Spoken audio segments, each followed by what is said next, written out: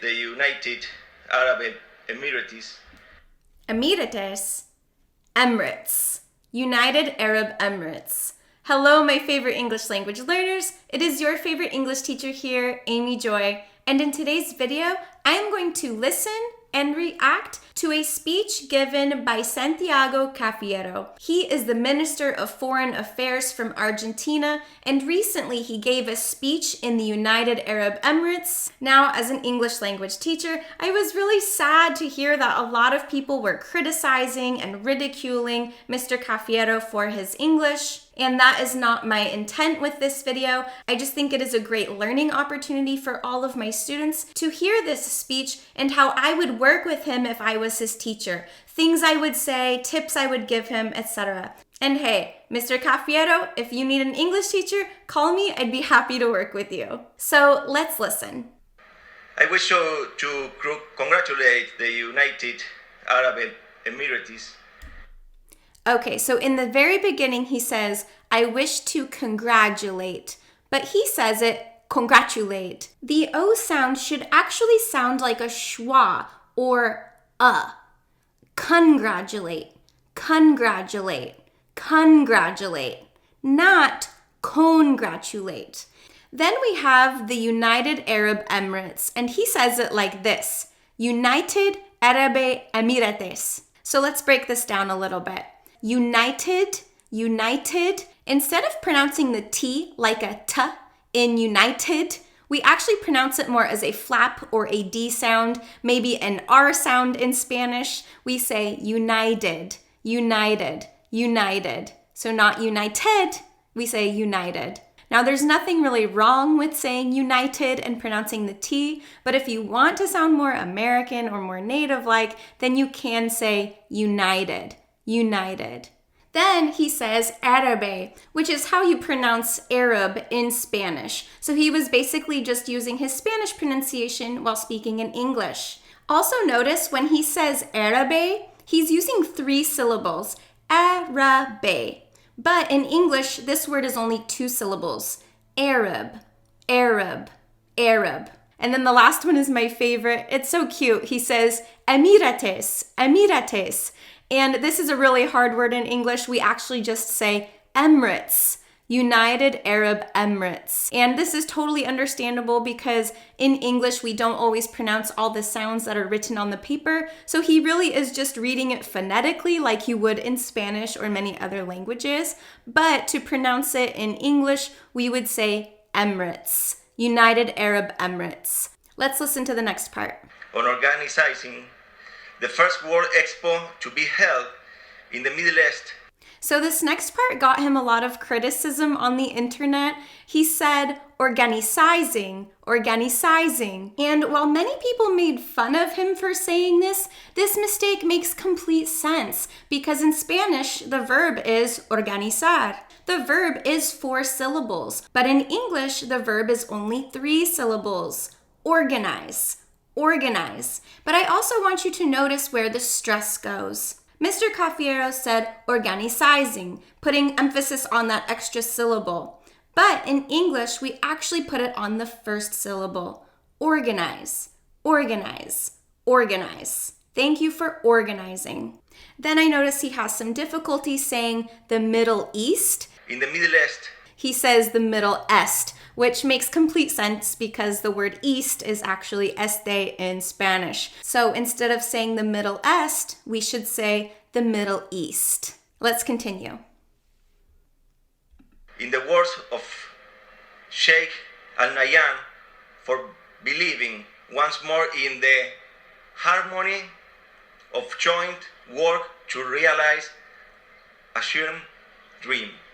Okay, and this next part is a little difficult to understand because he has a lot of pausing during thought groups that should stay together. What I mean by this is that in English, we have groups of words like prepositional phrases or verbs and their direct objects or adjectives and the nouns they are describing. These kinds of groups of words should not be broken up because they belong together. So let me show you how this affected his speech.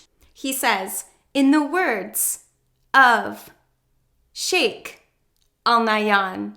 Now, a native speaker would say, in the words of Sheikh Al Nahyan, this is all one thought group. In the words of Sheikh Al Nahyan, you have in the words and then this prepositional phrase of Sheikh Al Nahyan.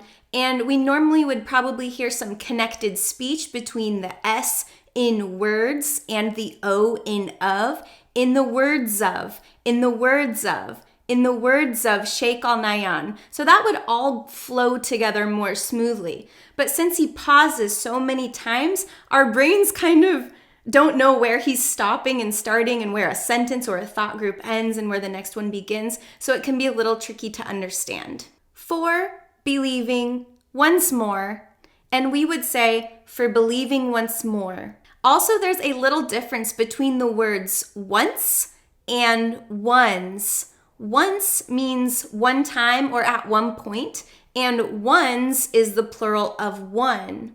The difference between these two words is the sound ts and z. You have once, once, once. The C in once actually makes a small TS sound. Tss, tss, tss, once. And the word ones is more of like a Z sound. Z, z. See if you can hear the difference. Once and ones. Once and ones. The difference is so small, but we can hear it and it does make a difference in the meaning. So I would say for believing once more, once more, once more, not ones more. In the harmony of joint work to realize a shared dream. And he said, in the harmony of joint work. Now here we have a lot of pausing between thought groups. For example, normally I would say harmony of, harmony of, harmony of, connecting that Y to the O. And he says of joint work. Well, joint is an adjective describing work. So if you put a pause between joint and work, we kind of forget that you're describing something. It just ends, and then you add the noun, and then we're confused. To realize a shared dream. And then he says, to realize assumed dream. I don't actually quite know what he's saying. I've never really heard the phrase assumed dream. I think what makes more sense here is a shared dream. But if you're trying to pronounce the word assume, we don't say assume, we say assume, assume, an assumed dream. And again here I heard him pause between realize and dream. But to realize is the verb and dream is the direct object. So we want to keep those words together. To realize a dream, to realize a dream, to realize a dream, not to realize a dream. In a world split by COVID. In a world split by COVID, and I would say in a world split by COVID, so some unnatural pausing there. This expo has been a light of the end of the tunnel. Now we hear a pause between been and a light.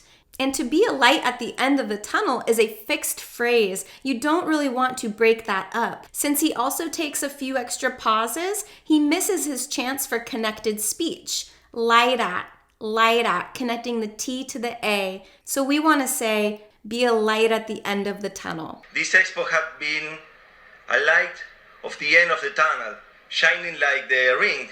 Shining like the ring. Sheikh Al Maktoum, found in the desert. Here we have some intonation issues. So his intonation goes up here, which almost sounds like a question or kind of surprised. Shining like the ring.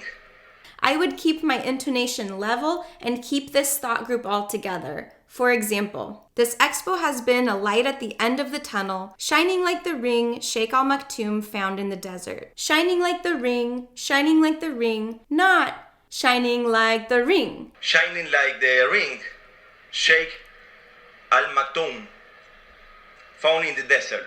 Then he takes a pause between the title, Sheikh, and the name, Al Maktoum. And the name is really important not to take a pause. We wouldn't say President Biden or Queen Elizabeth. We'd say President Biden, Queen Elizabeth, Sheikh Al Maktoum. Sheikh Maktoum, found in the desert.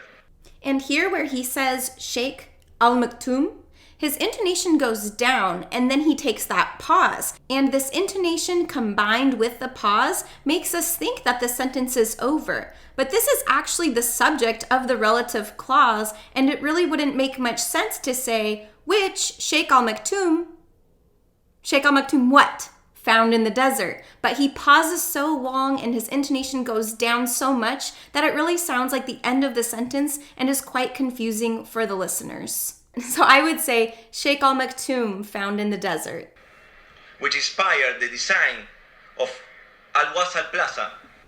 Then at the end we have a prepositional phrase of Al Wasal Plaza, and he actually pauses between the preposition of and Al Wasal Plaza. Now a prepositional phrase, you want to group the preposition and its object together. You don't want to pause between the preposition and the object of the preposition, which is what he does. He says of Al Wasal Plaza, but we want to say of Al Wasal Plaza.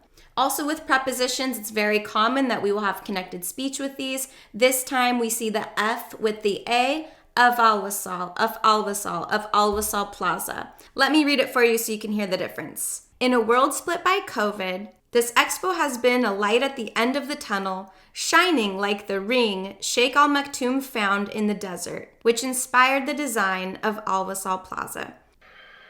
Surely many of you will know Al Wasal, this. Surely many of you will know. So this is a little bit confusing. We see him using some words here like may instead of many and knock instead of no, which just would really change the meaning. And his pausing kind of gets in the way of understanding. This name, this plaza, Al Wasal, as the football team trained by Diego Maradona during his time here in Dubai. Now in this sentence, I hear a long pause between Diego Maradona and during his time here in Dubai. Now, with this very long pause between Maradona and during, the sentence actually sounds finished because his intonation goes down here. So instead of saying trained by Diego Maradona during his time here in Dubai, we would need to say trained by Diego Maradona during his time here in Dubai. But it's not just that. In Arabic, Al Wasal means connection. In Arabic, Dubai. In Arabic. Okay, so I heard a very Spanish speaker stress issue where he says Arabic. In English, we actually say Arabic.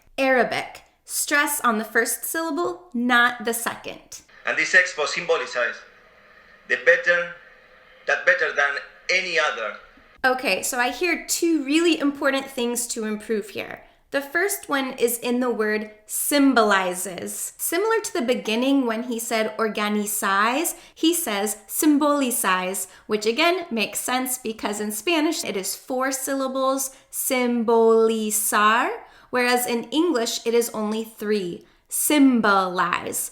And then the second thing about this word is again the stress. We stress the first syllable, symbolize, not symbolicize. Now, not only did he add that syllable and have the stress in the wrong place, he also did not add the third person singular s, which also makes sense because the verb ends in a z sound, which probably makes language learners think that it's already in the third person singular. But it is really important that we say these words with the third person s. So we have organizes, or symbolizes, not just organize or symbolize if it's in the third person singular. And then, similar to some of the other issues I heard, he takes a really long pause between the verb symbolizes and the direct object that. He starts to say symbolizes the better, and then he says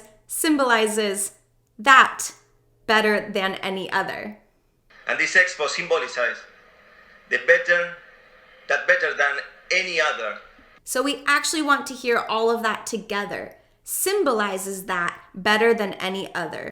All right, well, that's the end of his speech. Thank you so much for watching this video. If you found it helpful or interesting, make sure you like this video and subscribe to my channel so you can keep improving your English with me. Thank you so much for watching. I hope you learned something new, and I will see you next time. Bye.